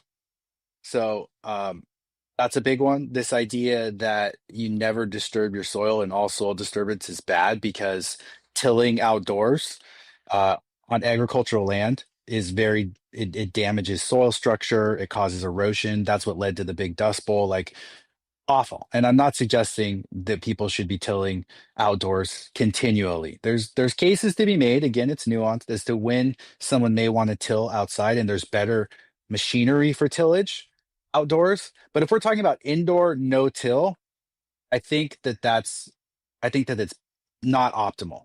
I'm not going to say it doesn't work, but I'm going to say I think there's better ways. And the reasons behind it. And again, this is why I love conversations is because I can give you my reasons and you can tell me they're wrong or have arguments with them, but we can have a discussion about it. So for me, it raises the bulk density of the media. So you get more compacted over time if you don't disturb the soil. That's one of the biggest reasons. It also doesn't allow me to re-amend the soil to get nutrients back into the rhizospheres quickly, which I think is very important when you're talking about cultivating, cycle after cycle quickly. I don't want to wait for nutrients to work their way down into the soil profile. Um, and I just think there's better ways. There's actually, when you get into it, there's other reasons too, but those are the two big ones. Um, so that's a big one. And then I would also push back on biomimicry, this idea that Mother Nature knows best, when we know that outside in nature we have floods, we have winds, we have all of these things that are happening that we don't have indoors in our controlled environment. And so people like kind of pick and choose which Mother Nature aspects they want to mimic and call those good. But to me, I think we need to look at it more from the lens of, is this optimal for my plant health? Because some things that we're doing, like flipping from 18:6 to 12:12, is nothing that happens in nature. We're not doing biomimicry there. So why don't people do that? Well, there's a reason. It's not optimal. And so I think that's another conversation to have. I mean, there's a bunch. I could go on. I don't agree with chop and drop. I think it's an IPM nightmare. Um, Even though people get away with it. But yeah, I think there's a lot of things that are happening right now in our living soil community that are being pushed by influencers that are not based on science or research or what we already know from horticulture or agriculture. And it may be because for some reason, if you post videos about weed on the internet, you are an expert. I mean, there is a lot of that. I think a lot There of is. people that we lift up in this industry are not the best ones. Like a lot of the best ones I see don't have a lot of followers, sadly. Exactly. Because they're not the performers. They're the teachers, the educators. And I get way more credit than I deserve. And I can't stress to people enough how retarded I am when it comes to this plant, the process, just everything about it. And that's why I like to have conversation, man. And I mess up all the time. And it's like, and yet I like to boast that I can grow some pretty good weed and I don't know anything about it. So it's like it's important. It's important to be able to have a conversation, to have people question their very beliefs. Because, what you hear on the internet might not necessarily be true. And yeah, you're right. It does seem like the ones that do know the most just don't have the most followers, unfortunately. It's one of the things I like about your platform, about Mr. Grow It, is you get a ton of different guests on that talk about a variety of topics. You guys seem pretty open-minded to hear it all. And then hopefully people can draw their own conclusions, do their own research, and we can all keep learning. I think that's the most important thing. And that's why I was the most frustrated when I saw Jeremy or read Jeremy say the discussion stops here. And then the attacks happen, because this platform, my channel, is exactly the opposite of that. It is a spot where we can come and disagree. We can have a conversation. We can enjoy each other's company. And at the end of the day, we can agree that we love this plant. We're here for the community. What else matters, man? I love this plant. And if you're interested about something that I'm interested in, we immediately have a common ground. And it's like, if we disagree along the way, then damn, we've got a great walk through the park, because it's going to be exciting. And so, yeah, I encourage conversation. I want my audience to know that there is a myriad of doors to choose from. And then once you open a door, there's a myriad of other doors to choose from too, because you said it, it's nuanced. It's an adventure. It's unlike anything else. What other plant or what other thing was so prohibited and so, demonized so heavily, while a community and a culture championed the contrary? It's just like, there's just so much commonality there. And I feel like we owe it to our culture. We owe it to our brothers and sisters before us to just open the book. Let's not shut it for anything. Yeah, I mean, I agree. I hope that even if Jeremy won't have a conversation with me and the offer still stands and he's heard most of my arguments here today, so he can come up with, you know, ways to refute them. But maybe he'll have a conversation with you or someone else. But I think having the conversation is important. It's not about disagreement or argument. It's about discussion. So I hope that happens. And on the culture side, like I know people, yes, I own a business. Yes, I sell products. I try to be a part of the culture, even though I'm not a heavy smoker. Chad Westbard and I put together a season of podcast called Dope History, specifically to try and honor the people that you're talking about here through interviews. The people that came before us and really created the path that we have now, like Tom Alexander. I bet a lot of your listeners have no idea who he is, but he was massively instrumental in where we stand today. And now he's just an old hippie that people don't even really fully understand or respect the knowledge that he brought to the table. Ed Rosenthal. I don't agree with everything Ed says on the cultivation side, but I have so much respect for him putting it out there back in the day and fighting for the rights that we now, a lot of people just take for granted. Because I'm old enough that I was sort of part of prohibition and sort of part of, now part of the legal market here in Washington. And so I know how scary that was. And a lot of people put their money where their mouth was and put their lives on the line for this plant. And so I think that's, we got to honor that. I couldn't agree more, man. And I would not be sitting here if it wasn't for all those people before me. And I'm so thankful for it because I have such a beautiful life and I have a beautiful opportunity in front of me. And I get to sit and talk to people like you. And, I can't imagine what opportunities I'll be afforded in the future. So, yeah. I stand on the shoulders of many that came before me, and I'm very thankful for that. We talked about one of them, Subcool, for example. Incredible educator and a heck of a character. Great guy, too. I never actually got to meet him. I can't really speak about it, how great he was. But from the outside looking in, very influential, and I looked up to him in regards to his styles and, taught a lot of people that have the influence today how to get things done. So it's, a lot of those live on. Tad, if anybody wanted to reach out to you, if anybody wanted to talk to you or get to know you, where could they do that? Yeah, I'm not hard to get a hold of. You can reach us through YouTube, Instagram. You can send me an email at tad@kissorganics.com, through our website at kisorganics.com. And I'll as long as you're polite. I don't love the personal attacks because I feel like that means you don't have a good argument. But if you just have a cultivation question or want to discuss a cultivation topic, I'm always down for that. Because like I said, I think we can all learn from each other, and I learn something from every conversation I have. Very well said. And quite frankly, I don't have time for anybody who's going to personally attack me either. I'm here for the conversation. And I actually agree with you that if you have to resort to personal attacks, it kind of says something about your argument, and that's unfortunate. So I'm going to make sure that I pass the invite off to Jeremy, and I hope that he comes onto your show so that you guys can have a conversation. But if not, I hope that he does address some of these comments in the future, because I know he's kind of said some things, but some pushback is needed. So I think it's an important conversation to have. Right on. Well, I had a good time chatting with you today. Thanks for the time. I appreciate it. Absolute pleasure, Tad.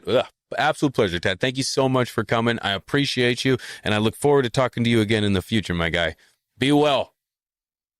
You too, man. Anytime. Thanks, man. Cheers, Tad. Huge shout out to Tad for coming on today. We will check up with you right after this.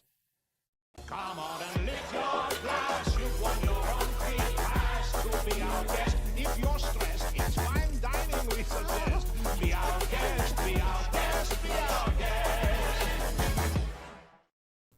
Huge shout out to Tad. Thank you, brother, for coming on. I appreciate you, my guy. And as I said, I want to address a few things. As I mentioned, I pass the invitation on to Jeremy as well. I want Jeremy to come on the show. I don't want it to be just overwhelmed by just everything that was mentioned here today. However, I would love to have a conversation. Jeremy's been in the game for a long time. He's got a product that a lot of people are using, and I would love to talk to him. So I have no ill will against anybody, man. This is somebody else's conversation, but one I'm very interested in. To address the comment in regards to this is nothing more than high school drama. No, this is T with P. I think you've been mistaken. I don't think you're in the right place. This isn't High School Musical. No, this isn't The Girl Next Door. No, this is T with P.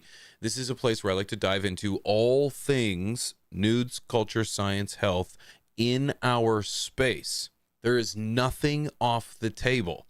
I'm going to discuss it all because I think that's what we deserve. We deserve to have a conversation. We are on the same team. Let's dive into each other's thoughts. Let's dive into each other's beliefs and arguments and try to find which ones are the strongest and see which ones fit best for our scenarios. This isn't a cookie cutter solution. I can't just say this is how it's going to be and you're going to like it. No, laws vary, cultures vary, culture varies. It's all different everywhere, and everyone has and deserves a right to speak their opinion. So this is the spot that they're going to do it, and you might not agree with that opinion. That might hurt, okay? That might hurt, and I understand that. So I've had my own beliefs shattered, and it really sinks in that I was off track for a long time. But the reality is that we have to be open-minded to the idea that we change, we grow, we get stronger, and the conversation around cannabis gets deeper, which is fantastic. This is what all the people before us wanted. So we don't hide from the conversation. We look forward to it. Okay? So that's how I feel. And I pass the invite off to anyone and everyone that either agrees or disagrees with me. I'd love to have a conversation with you. You can at me at Pigeons420 over on X. You can at me at Pigeons420 on Instagram. Better luck, just hit me up on X. It's the lower platform of all of them, so far more likely that I'll reach out. But I'm live almost every single day at Pigeons420 over on Twitch. Okay, so I'll be live tomorrow too. I'm sure. No, I won't actually. I'm going to be traveling, but that's not the point. On the road again. But, dudes, I'm telling you, thank you to everybody who pulled up in the chat. You guys are absolutely fantastic. Thank you guys for the great conversation I saw too. Huge shout out to Tad coming into the big screen for us tonight. I really appreciate him, man, making time for us. And as I said, I extend the invitation off to Jeremy. I have reached out to Jeremy at Build a Soil. I would love to have a conversation. And this isn't a gotcha. This isn't a, oh, look at what we're doing. No. Let's have a conversation, dude. Let's just hash it out. So, yeah, thank you guys for tuning in. What did you guys think? Hopefully you enjoyed that, huh? Should we Toki La Smoky some pots? Just check in on the comments, guys. What did you guys think of the show, man? What did you guys think of the conversation? I really appreciate you.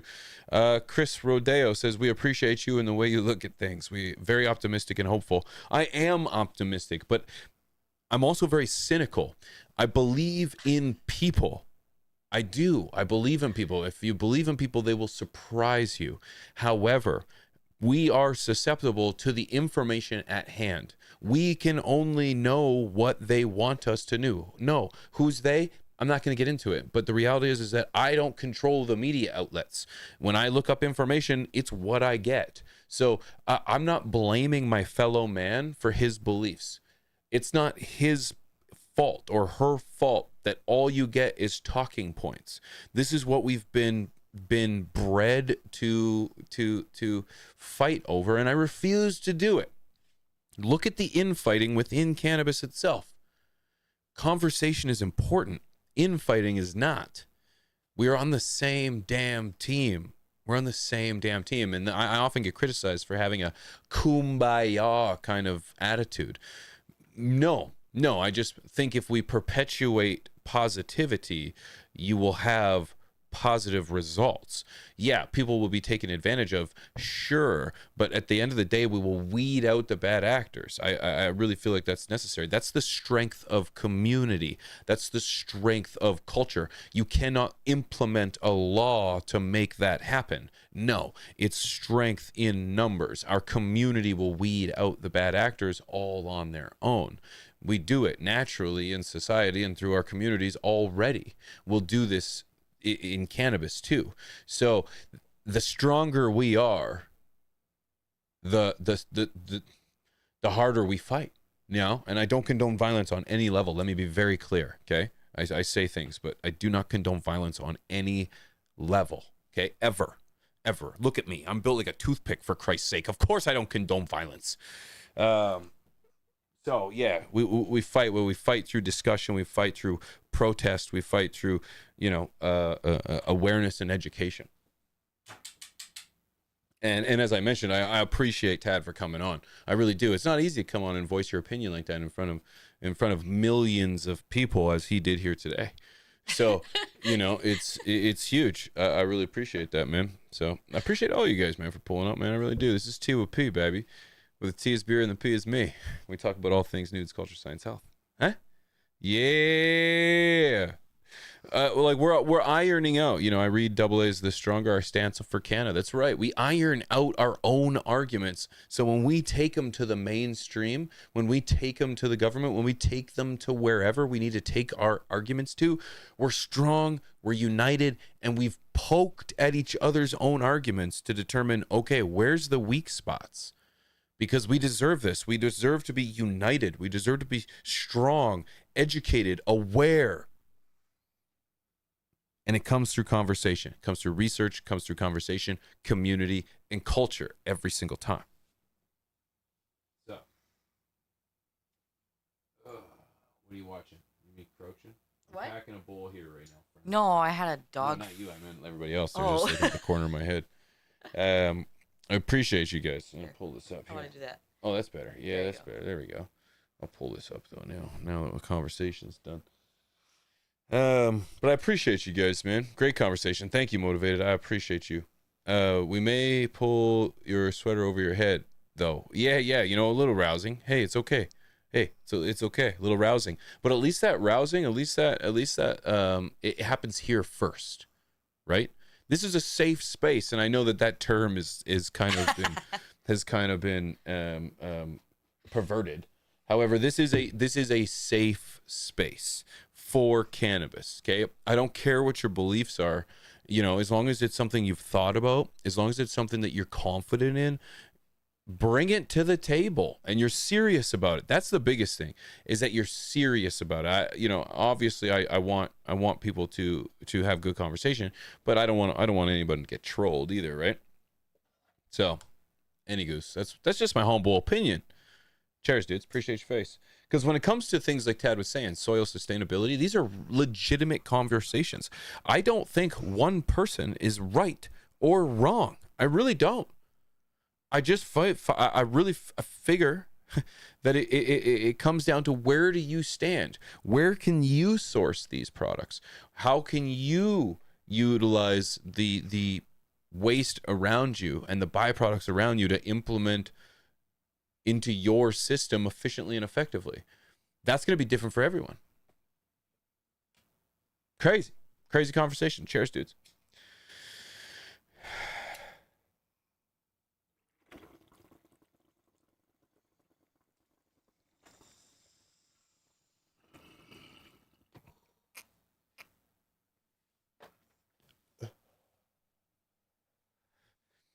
Cheers, dudes. I'm going to show that comment.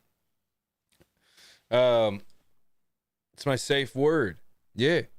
It's safe, baby. That's safe. Can the safe word be pineapple?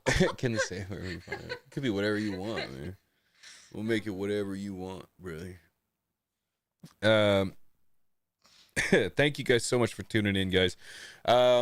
We will be back next week, ladies and gentlemen. We got a great sit-down conversation coming with our good friend, Mr. Saul Bunyan, next week. Saul Bunyan, a friend of mine. Let me tell you, any excuse to have a good conversation with a friend and to hash out a conversation and just smoke about it, I'm gonna take that. But I'm more than excited to jump into next week. This weekend it's hockey, but you can find me probably Sunday on Twitch, Sunday night at Pigeons420. Make sure you go check that out. Mr. GML, we're gonna be in touch, dude. Can't wait to book you in as well, my guy. We'll iron that out as well. That's the elusive white rhino, that guy right there. I'm looking for you, my friend. I'm coming, dude. Guys, I must be on my merry way. Huge shout out to Chris Wilson Fishing for hitting the membership. Huge shout out to Frankie's for that $10. I appreciate that as well. Thank you guys for being here. We are dream driven and crowdfunded, and it's all because of you. So thank you for being here and being a part of these conversations, guys. If you don't know, this channel is heavily suppressed. It's heavily, even though we are a part of the YouTube partnership program, it is a struggle. So, I appreciate those that still respond to the notifications. I appreciate you guys. I actually found a little spot on the YouTube guidelines where it says that there's channels out there that they suppress, not because they violate the rules, but because they dance the line of what is acceptable and what is not acceptable. So they literally suppress content that doesn't violate their terms of conditions, but is close to violating terms of conditions. What the hell does that mean? I have no idea. When you're playing with margins like that, it's unrealistic. Whatever they want it to mean. It's whatever they want it to mean is right. So thank you to you guys that hit the memberships. All the green in the chat, we're going to change that color. We're going to make sure it's perps, okay? We appreciate you guys so much. Thank you to all my patrons for supporting us over on Patreon. Patreon is a crowd-funded website that is completely separate from anything else. So if you want to see my garden, you want to see my harvest, you want to see behind the scenes, come check that out. You won't be disappointed. That's patreon.com/pigeons420. It's all right here, actually, as a matter of fact. So check that out. And make sure, of course, check out all my socials, man. I am somewhat relevant. I'm not really relevant anywhere except for here. Somewhat present over on Instagram. Somewhat Instagram over on... What? Somewhat... present over on X. Okay, check it out. But the most common place to find me is right here and over on Twitch at Pigeons420, guys. I'm gonna be on my merry way. I appreciate you guys so much. Cheers to all those that were smoking. Thank you for participating in the chat. All the love. I appreciate you guys.